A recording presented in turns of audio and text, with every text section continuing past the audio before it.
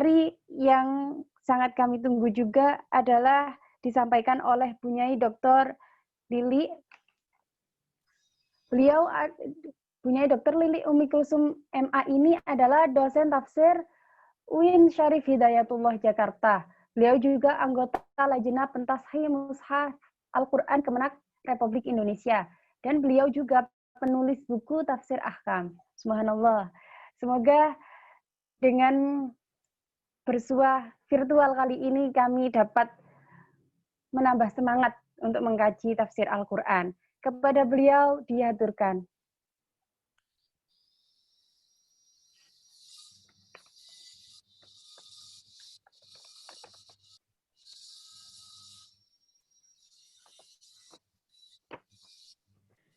Oke, baik.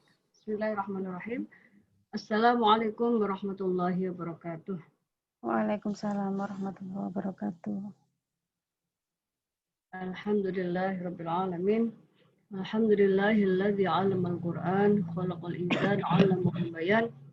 Wassalatu wassalamu ala sayyidina Muhammad khairul anam wa ala alihi wa sahbihi wa man tabi'ahu bi ihsan. Yang saya hormati, siapa ini? Dewan Penasehat PKTQ. PKTQ, apa tadi kepanjangannya? Pusat Kajian Kajian Tafsir Al-Quran. Iya. Ya, alhamdulillah. Dan yang saya hormati, saya ulangi, Dewan Penasehat PKTQ, Bapak Ziyadul Haq, PhD. Ya, yang saya hormati, Bapak Faisal Hirmi, STHI. Saya senang sekali alumni tafsir hadis sudah bisa bikin lembaga sendiri ya untuk bisa memberikan kemanfaatan yang lebih luas dan otomatis membawa nama harum juga alma mater kita. Mohon maaf Pak Edi, tolong dimatikan screen sharingnya dulu. Yang saya hormati narasumber yang pertama tadi Bapak Edi Suharsongko dari Kemenak Tangsel ya. Alhamdulillah beliau sudah memberikan materi yang sangat bermanfaat. Kemudian yang saya hormati Bapak Muhammad Sofi Mubarak. Ya, terima kasih waktu yang telah diberikan Mbak Eva Rosdiana. Sesuai dengan pesanannya, sebelumnya saya mohon maaf kalau ada yang kurang pas dengan temanya ya. Bentar.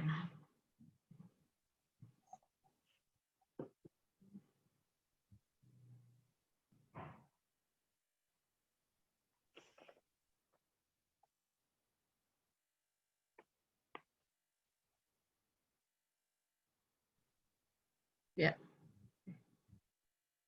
Oh, belum di stop ya dari sananya. Screen sharingnya dari situ sudah dari hostnya udah ditutup ya? Iya, sudah. Bentar.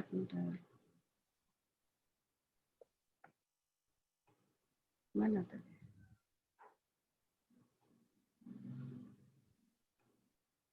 Oke.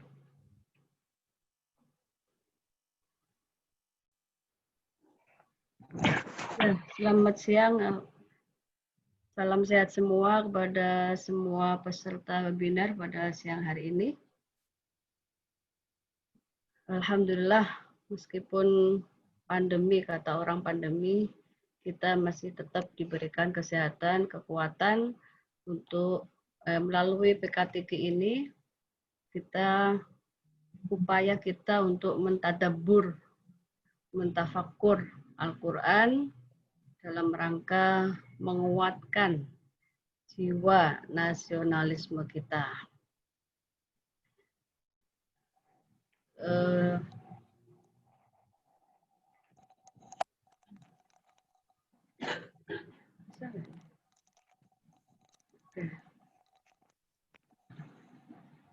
Tadi sudah dijelaskan apa itu nasionalisme ya. Ini sekedar aja untuk mengingatkan, yaitu sebuah paham untuk mempertahankan kedaulatan sebuah negara dengan mewujudkan satu komitmen identitas bersama yang mempunyai tujuan yang sama. Nah, ya seharusnya kita sebagai manusia yang tinggal di Indonesia mempunyai tujuan yang sama untuk memakmurkan Indonesia ini dengan cara yang sama. Nah, kita ketahui bersama ada 4 pilar yang selalu didengungkan oleh pemerintah. Ini kita singkat sebagai PBNU. Mentang-mentang orang NU ya. Singkatannya PBNU. Pancasila, Bhinneka Tunggal Ika, NKRI, Undang-Undang Dasar 1945. Ini sejak kita SD sudah disuruh menghafalkan Pancasila, Bhinneka Tunggal Ika, NKRI, UUD 45 ini ya. Tetapi pada perkembangan beberapa tahun terakhir ini, 4 pilar ini kemudian sedikit ada beberapa yang menggoyangnya dengan alasan tidak sesuai Al-Quran, dengan alasan tidak sesuai dengan Islam, dan lain sebagainya. Padahal kita dulu, saya mungkin ya, itu ada namanya penataran P4, ada namanya penguatan ya Undang-Undang Dasar dan lain sebagainya, dan ini semua dulu kita hafalkan rame-rame. Ya. Mungkin kita dulu ketika menghafalkan hanya sekedar menghafalkan, tapi ketika kita sudah mahasiswa, kita rasakan yang kita hafalkan itu memang 4 pilar ini adalah yang bisa menopang untuk kebersamaan atau kesatuan dan persatuan Indonesia. Kalau ini saya tulis Al-Quran, ya. Al-Quran tidak mengulas secara langsung tentang nasionalisme. Tidak mengulas secara langsung. Tetapi rincian dari 4 pilar ini sejalan dengan nilai-nilai dalam Al-Quran. Yang disebutkan dalam beberapa sila Pancasila, yang digambarkan dengan Bhinneka Tunggal Ika, yang disebutkan dengan keyakinan kita adanya negara NKRI, Negara Kesatuan Republik Indonesia, Undang-Undang Dasar, itu meskipun tidak secara eksplisit ya satu-satu begitu, tetapi nilai-nilainya sudah ada di dalam Al-Quran. Sebelum ke ayat ini sebenarnya ya saya bikin slide hanya beberapa di sini. Yang belum sempat saya tulis itu adalah ayat yang disinggung oleh narasumber atau siapa tadi, Bapak Ziyadha, kemudian Faisal juga menyinggungnya ya. Ada beberapa kata walad di dalam Al-Quran. Balad, negara. Ya. Sampai dalam ada surah Al-Balad.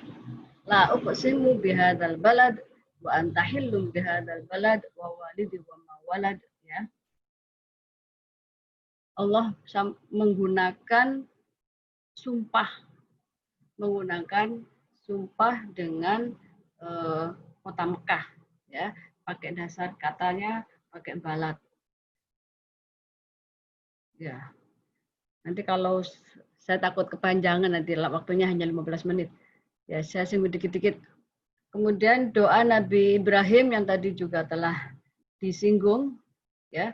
Rabbi ja'al hadzal balada aminan wajnubni wa baniya an na'budal asnam. Ini adalah juz 13 ya. Ada lagi yang dalam juz 1-nya.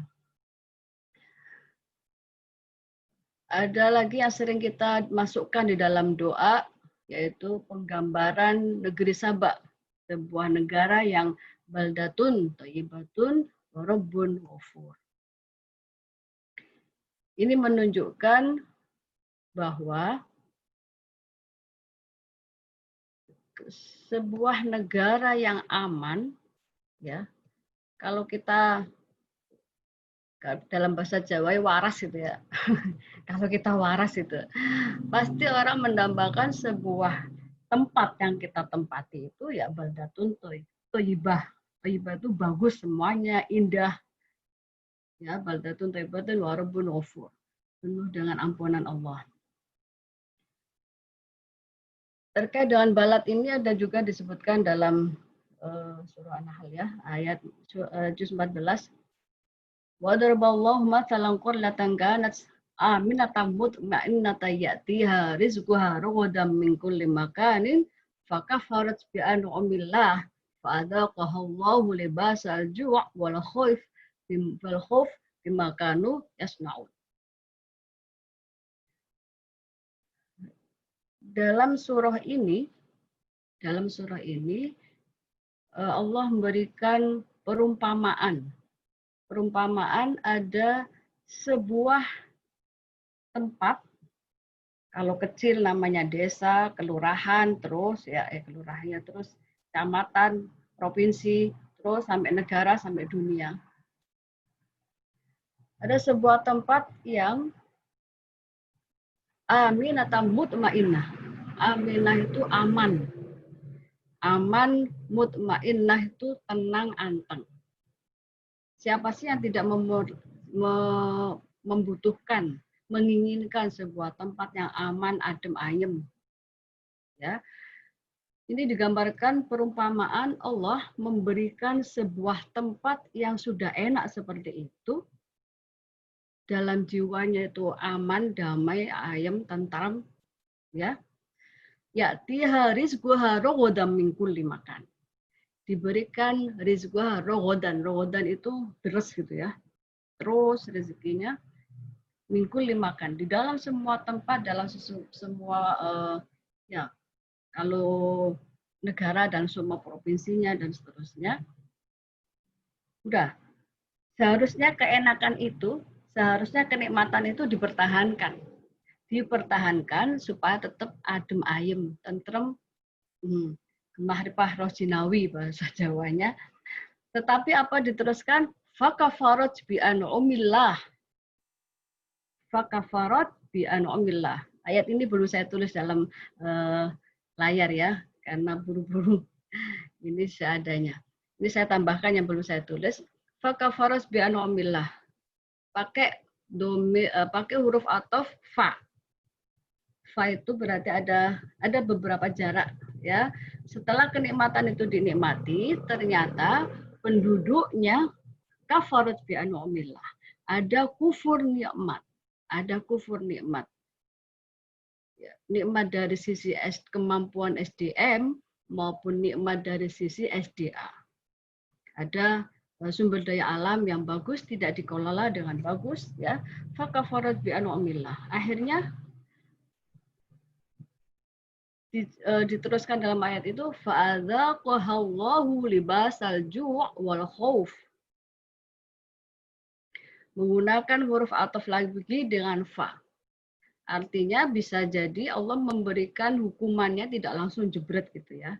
Tetapi ada beberapa tempo, beberapa waktu, tetapi tidak lama banget. Kalau lama banget itu pakai summa. Libasal ju'. Zaq itu ya bahasanya azaqo itu mengincipi ya. Yang diberikan itu sebenarnya sedikit bagi Allah. Itu disentil gitu ya, karena dia begitu diperingatkan. Libas al-ju' wal khauf. Pakainya libas. Libas itu baju yang menutupi. Sehingga yang asalnya tadi aman, tentram dan lain sebagainya itu tiba-tiba ditutup seakan-akan dengan baju menjadi ketakutan, kekhawatiran dan lain sebagainya karena adanya kufur nikmat. Karena adanya ketidakmampuan mengolah nikmat yang telah diberikan. Ya. Fadzaqahallahu libasal ju' wal khauf bima kanu yasnaun. Akibat yasna' itu apa yang telah dikerjakan. Ya, hadirin semuanya, ini salah satu ayat yang menggambarkan bahwasanya pada hakikatnya Allah memberikan alam, memberikan kehidupan manusia ini idealnya memang sudah bagus. Ketidakharmonisan itu yang menciptakan adalah manusia sendiri. Berikut ayat saya singgung ayat lagi di sini adalah surah Al-Baqarah 177 yang sudah kita hafal semua. Laisal birru an tuwallu wujuhakum qibalal masyriq wal maghrib. Ya. Tadi saya jelaskan bahwasanya semuanya menginginkan keamanan, kedamaian, ketentraman. Kaitannya dengan bangsa Indonesia, kaitannya dengan negara kita yang bagi orang luar, beberapa orang yang kadang kita tanya sambil-sambil santai, dia mengatakan Indonesia gambaran surga. Indonesia sudah kayak surga ini, enak banget, gitu ya. Apalagi yang dari orang dibawa ke puncak itu sudah kayak surga katanya, sudah banyak air mengalir ya dan lain sebagainya, sudah nikmat. Bagaimana caranya supaya kita tidak sampai fakafarat bi an'umillah dengan nikmat-nikmat Allah tadi? Maka ada tawaran albir, ada petunjuk dari Allah. Dalam Al-Quran ini ada kata-kata albir. Bir itu puncak kebaikan. Ada khair ya, tapi menggunakan kata bir. Sama dengan birrul walidain. Sama dengan lantanal birro. Bir itu puncak kebaikan. Ya, ayat tadi laisal birru an tuwallu itu bila dikupas kita bisa mengelompokkan ini tidak saya kasih nomor ya. Urutannya searah jarum jam. Jadi iman ya. Pertama yang harus dikuatkan mohon nanti kalau kurang 7 menit saya diingatin ya supaya bisa kebaca semua ini slide-nya. Yang perlu ditekankan adalah laisal birru an tuwallu wujuhakum qibalal masyriqi wal maghribi walakinnal birra man amana billah. Ini tidak saya kupas asbab nuzulnya ya karena ada terkait dengan kiblat itu. Tapi kita kupasnya walakinnal birra man amana billahi wal yaumil akhir wal malaikati wal kitab wan nabiyyin. Artinya apa? Yang perlu dipupuk dalam sebuah bangsa kalau dalam sebuah kolektifnya atau individu kalau dalam individualnya ya adalah keimanannya dulu. Keimanannya dulu yang harus kita bentuk. Yang harus kita bentuk. Setelah iman itu otomatis apa? Ini sudah disebutkan Allah dan yang gaib-gaib itu ya. Malaikat, hari akhir, ya. Kemudian kitab juga. Ya, kita bukan gaib maksudnya. Jadi rincian dari keimanan, rukun iman itu. Setelah dari rukun iman, setelah keimanan, bukan langsung sholat. Tetapi yang dipupuk itu adalah jiwa filantropi. Wa atal mal ala hubbih. Jiwa filantropinya. Diberikan kepada siapa kita bersedekah atau infak gitu ya. Sudah disebutkan di sini. Kita tidak ulas satu-satu, nanti ada pembahasan yang lebih rinci kalau itu. Saya hanya ingin menegaskan adalah dalam sebuah, kalau kita akan membina individu atau membina masyarakat dalam sebuah yang lebih luas, dikaitkan imannya dulu.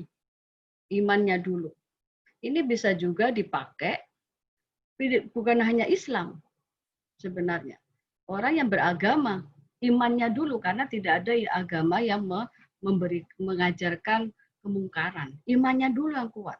Setelah hubungan vertikal, baru kemudian horizontal. Dipupuk dulu, diasah dulu filantropinya, diasah dulu kepekaan sosial, diasah dulu kepekaan terhadap bisa dimasukkan di sini alam gitu ya, kepekaan. Jadi melihat orang yang nggak sekolah, kita udah bisa sekolah kok dia nggak sekolah, kasihan, kita bantu. Kita sudah mengetahui sesuatu kok dia belum tahu, kita ajarin. Baru kemudian kalau hubungan vertikal dan horizontalnya ini sudah kita latih, nah baru masuk di situ qoma sholat wa ata zakah. Baru ritual. Baru kemudian ritualnya. Diajari sholat dan zakat. Sholat dan zakat. Kemudian berikutnya ada wal mufuna bi ahdi idza ahadu. Ini kalau guru saya bilangnya ini upaya untuk bekerja sebagai profesionalisme. Arahnya ke profesionalisme. Menepati janji. Sebenarnya kita hidup ini kan sudah berusaha menepati janji dari ruh kita, dijanji oleh Allah alastu birabbikum gitu ya. Itu. Sebelum hidup sudah dijanji begitu, kemudian kita contoh saya menjadi PNS, ya itu juga ada sebuah perjanjian yang harus ditepati. Kemudian saya menjadi seorang istri, ada sebuah perjanjian yang harus ditepati. Semuanya, ya. Andai kan kita semua yang berprofesi, jadi guru, jadi orang tua, jadi siapapun itu ada sebuah akad yang tidak semua tertulis, itu kita harus menepati janji itu. Wasabirina fil ba'sa wad-dharra, ya. Kemudian ada upaya sabar. Sabar untuk menghadapi segala yang dihadapi, ya, sabar dalam semua keadaan. Ayat ini ditutup dengan ulaika alladzina shadaqu ulaika humul muttaqun. Inilah ciri-ciri yang muttaqin. Hadirin sekalian, ayat yang tadi itu dalam rangka kita sebagai bangsa Indonesia, udah nggak usah ngajarin yang lainnya deh. Saya juga manusia, saya juga banyak nafsu, saya juga bukan manusia yang sempurna. Ayat itu sebagai support pada kita, bahwasanya pertama itu adalah keimanan dulu. Pertama itu hubungan vertikal, kemudian kita mengasah kepekaan, jangan sampai kita melihat orang yang susah itu biasa-biasa saja, jangan sampai melihat orang yang memerlukan kita cuek-cuek saja. Dan terus-terusnya tadi ya, kemudian aqoma sholat wa ata zakah. Nah, ini maaf saya lompat-lompat karena kalau rinci nanti panjang banget. Saya lompat-lompat. Ini ada terkait dengan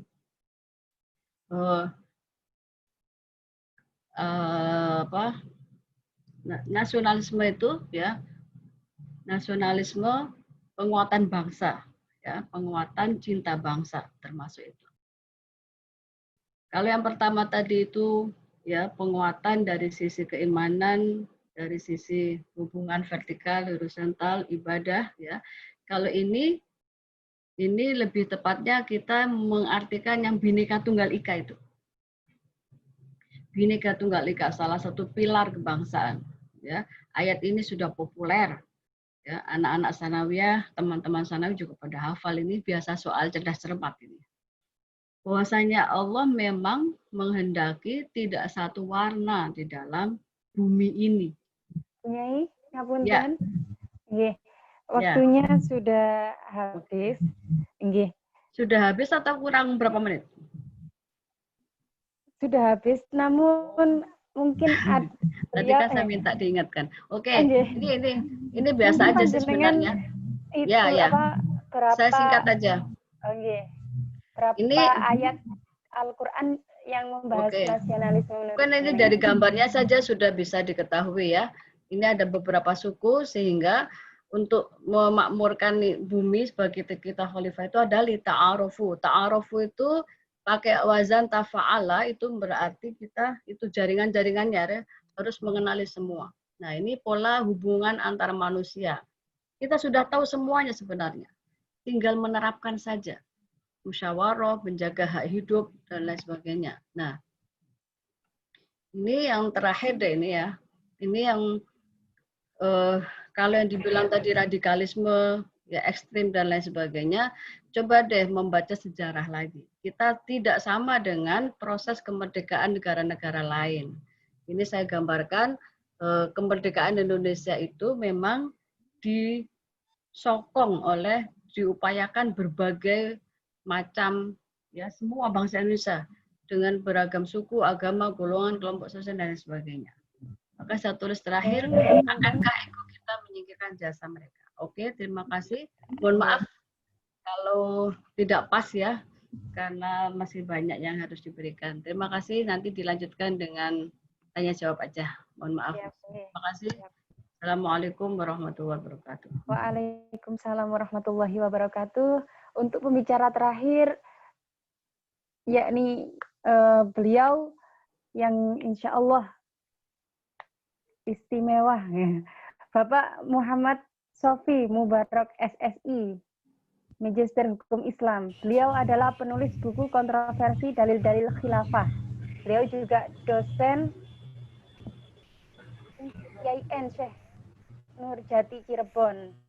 Beliau juga direktur Forum Kajian Orientasi Pemikiran Islam sejak 2011 sampai 2016.